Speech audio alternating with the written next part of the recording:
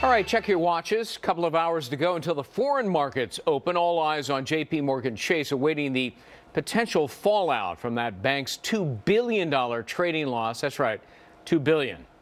And it might affect your 401k. Today, J.P. Morgan Chase CEO Jamie Dimon saying serious errors were made. You think? Did the bank break any laws? Did it violate any accounting rules or SEC rules? So we've had audit, legal, risk, compliance, some of our best people looking at all of that. We know we were sloppy. We know we were stupid. We know there was bad judgment. We don't know if any of that's true yet. Now, of course, regulators should look at something like this. That's their job. So, we are totally open kimono with regulators, and they will come to their own conclusions. Jamie Dimon, who just got a $23 million pay package, slightly more than what Brenda Butner gets, senior business correspondent, host of Bulls and Bears. All right, look, a month ago, Jamie Dimon goes out on a limb and he audaciously says, oh, this is a tempest in a teapot. Today, he sheepishly admits, I didn't know what the heck I was talking about. Yeah. I was uninformed. I didn't know anything. This is the CEO. This is the head of the bank. Does he deserve to keep his job? Well, I mean, that's a question, and actually everybody is keeping their job at this point as they're going through the investigation. It's hard to know. It's hard to tease it all out right now. Right. At least he is admitting that something was done wrong, and the scary thing is he says that it really could get worse in the future, and that's what everybody's watching for tomorrow. I think he's downplaying it. As I watched the interview today, I'm expecting bigger losses, more than $2 billion. Well, yes. Well, I don't know. He's pretty much saying that there could be. I think he said it could get worse. A month ago, he said, tempest in a teapot. Today, he's saying, it could get worse. He has been one of the biggest opponents of the financial regulation. His lobbyists have been trying to take down Dodd-Frank. Today, he said, oh, gee, all of that's completely untrue. I'm really a big supporter of Dodd-Frank. That's not even close to being accurate, is it? No, it's not accurate. I mean, there's a part of Dodd-Frank that's being debated right now called the Volcker Rule, right. And that's really what is at the center of this right now. And that would ban proprietary trading in banks that are too big to fail. It would ban the kind of trading that went on. Although Dimon would say this was not the kind of trading that went on, that means for-profit trading, that all they were trying to do was hedge against risk. Now, it's very difficult to say what is a hedge, what's a gamble, what's for profit. Isn't hedge inherently risky? Well, hedge is supposed to hedge against risk. It is supposed to hedge against risk. But when you hedge with derivatives, that's inherently risky.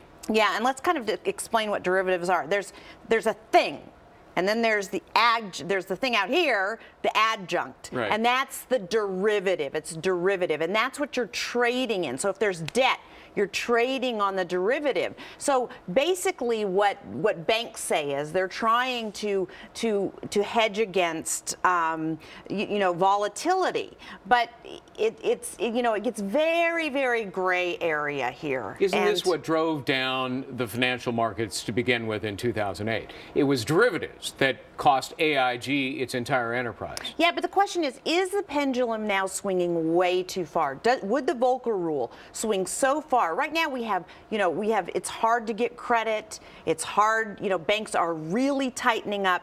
Would that be more difficult in this kind of recovery?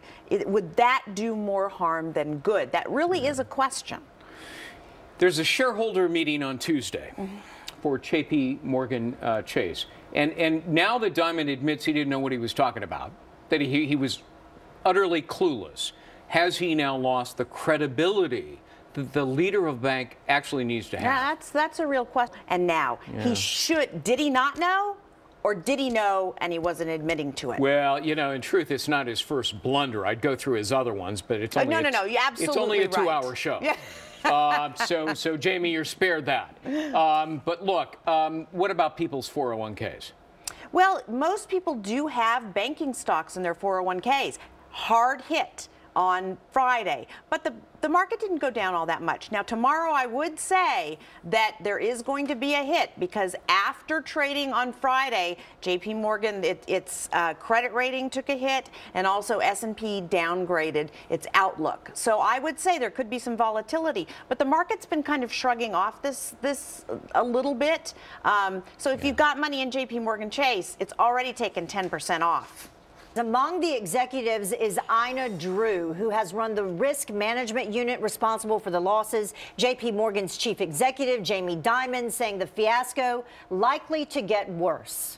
On Sony shares, let's get to some breaking news coming through. More fallout from that shock, a $2 billion trading loss coming from JP Morgan. And we've been reporting this morning that the Wall Street Journal is citing sources saying that there's going to be heads that will roll this week. And right now we're hearing that JP Morgan's entire London chief investment office unit, which is where these losses occurred, the entire unit is said to be at risk of being ousted, as well being at risk of being let go. And that includes the chief investment officer at JP Morgan, Ina Drew, that we've been talking about all morning long. So again, it looks like more fallout and more heads to roll for JP Morgan after that $2 billion trading loss.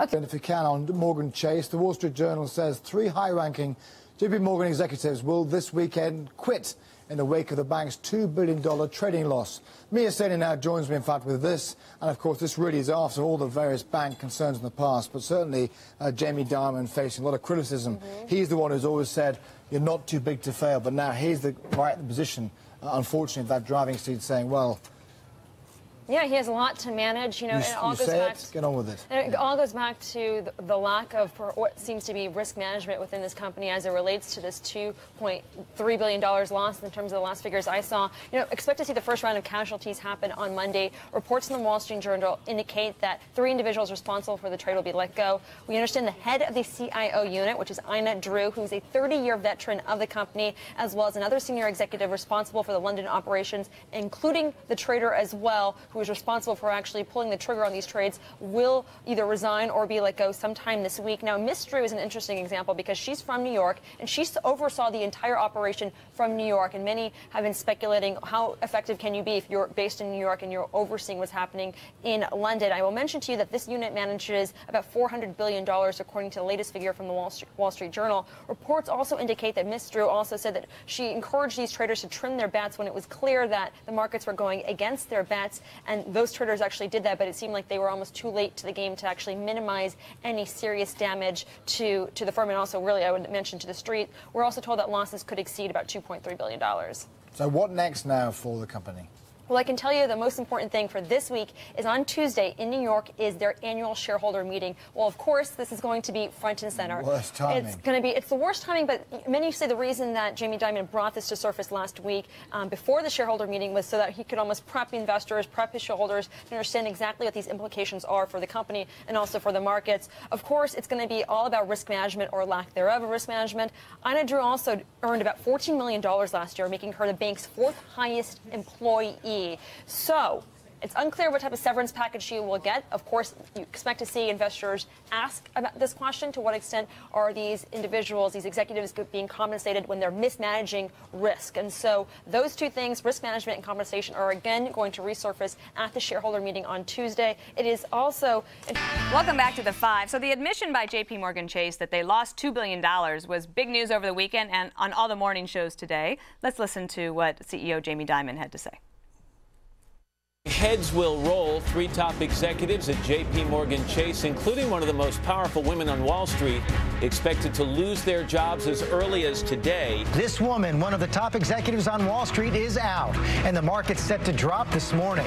How the billion-dollar blunder at JP Morgan Chase will slam your wallet. Heads begin to roll at America's largest bank as JP Morgan Chase tries to limit the damage from its $2 billion loss. We'll hear from Elizabeth Warren, the government's chief watchdog, during the 2008 bank bailout. Okay, that wasn't Jamie Dimon. Let me tell you what he actually said about this trade that gone wrong. That the trades were flawed, complex, poorly reviewed, poorly executed, and poorly monitored. Other than that, they were great. Any way you slice does the buck stop with him or with Ina Drew? I mean, this is a war on women. Absolutely. The idea that somehow they found, when he found out about it, he's the CEO of the company, somebody's neck ought to be on the line, and then the guillotine, and it ought to be his. If you had any guts, Dimon, you'd resign like any admirable person would. Instead of floating a bunch of other people and throwing them over. But you know what I'm talking about. Well, I do know what you're talking about, as opposed to the government. But the idea that this guy Dimon has led the charge against regulations in Washington. He's been the chief face down there lobbying against it because supposedly he had the strongest of the big banks during the crisis.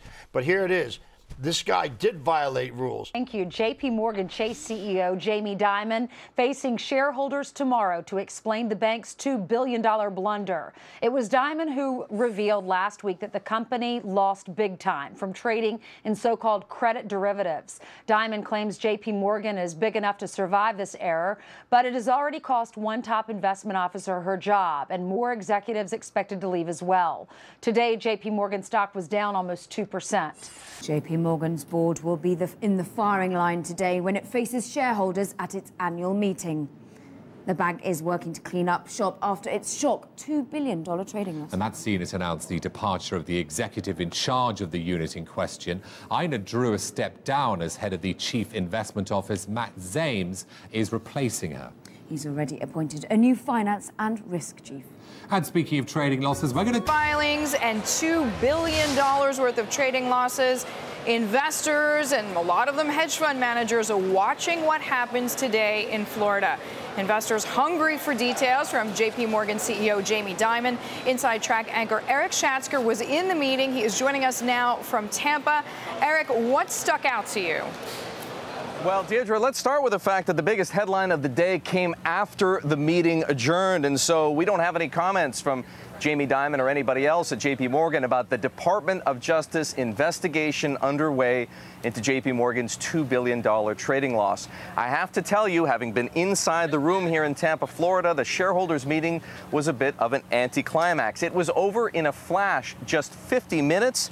JP Morgan itself was expecting about 2 hours. Now, Dimon himself helped to speed things along by delivering remarks like he was in a speed talking contest. I've never heard the man speak faster, but mostly, I have to tell you, it came down to the shareholders. There wasn't a lot of outrage among the 250 or so people in that room. Fewer than a dozen people got up to speak. There were mics on both sides of the room, and by my count, only 5 investors. Nobody asked Jamie Dimon about what happened, how the bank could have lost $2 billion in the credit markets. We did, however, after the meeting was over, talk to 2 of those shareholders. I asked Lisa Lindsley of AFSCME, one of the largest public sector unions in the country, if her organization isn't alarmed about the losses. This is what she said. What we're mostly alarmed about is that Jamie Dimon can get away with this again. I mean, you know, a journalist warned him and asked him about the London whale, and he blew them off, and then it all came true, and it wasn't even a matter of much time. But once again, he's saying, well, you know, don't worry about it, I have it all under control. Deirdre, perhaps Tampa was a little far for many people to go, but the shareholders can only blame themselves for not demanding more answers. After I spoke to Lisa, I spoke to Father Seamus Finn of the Interfaith Center on Corporate Responsibility. He was down here from Washington. He said that he's not surprised that Jamie Dimon and JP Morgan lost this much money. Listen in. We have some of our folks advise us that this was, a disaster waiting to happen. There was such a lack of transparency on counterparty risk. These dealers, were not clearing their books on a regular basis. They were 6 months behind in actually being able to see how much off-balance sheet exposure they had. We went to the New York Fed, asked them. They said, well, we're finally getting around to address it. Deirdre, after the meeting was over, I asked Dimon off camera, because cameras were not allowed in the annual meeting room, what happens next? Is JP Morgan going to fire those people responsible, or they're going to claw back pay? He said, we're not going to act in haste as it concerns the firings or potential firings, and quote unquote, we're going to do the right thing. That may very well include clawback. So more news to come from JP Morgan. But it was an anticlimactic meeting here in Florida. Back to you in New York City. Secretary Tim Geithner says JP Morgan Chase's $2 billion trading loss helps to support the case for tougher rules on Wall Street. Speaking in Washington today, Geithner said the Federal Reserve, SEC, and the Obama administration will take a close look at the incident. Retail sales. Well, now the FBI is involved, looking into potential wrongdoing at JP Morgan. And there's also reports the Department of Justice has launched an investigation. Of course, there's also one that could be going on at the SEC. Meanwhile, Chairman and CEO Jamie Dimon faced shareholders at the bank's annual meeting. It was, as you might imagine, confrontational at times. And here's what one person had to say. Shareholders have lost over $50 billion in market cap since February of last year. The stakes are simply too high to continue business as usual, where an all-powerful CEO is his own boss.